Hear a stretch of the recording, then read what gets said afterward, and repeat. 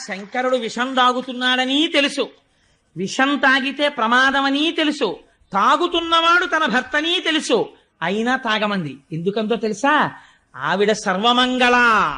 ఆవిడ సర్వమంగళయ్యి ఆవిడ మెడలో మంగళసూత్రం ఉండగా శంకరుడికి ఇబ్బంది ఎందుకు వస్తుందయా? తాగేయమంది. తన మెడలో ఉన్న మంగళసూత్రమును సర్వమంగళ అన్న దేవత ఉన్నది. అందుకే స్త్రీ నిద్రలేస్తే పక్కన ఉన్న భర్త పాదములకు నమస్కరించరు, లేవగానే ముంద తాళిబొట్టు తీసి నమస్కరిస్తారు. అలా నమస్కరించగలిగినటువంటి స్త్రీల వలన ఈ దేశానికి ప్రపంచవ్యాప్తంగా గౌరవం వచ్చింది. లేకపోతే ఎక్కడుందండి ఇటువంటి స్త్రీ జాతి వేరొక దేశంలో? ఇవాళ కలిసి ఉంటే కలిసి ఉండడం, పప్పు మాడిపోయిందంటే విడాకులు ఇచ్చి వెళ్ళిపోవడమే.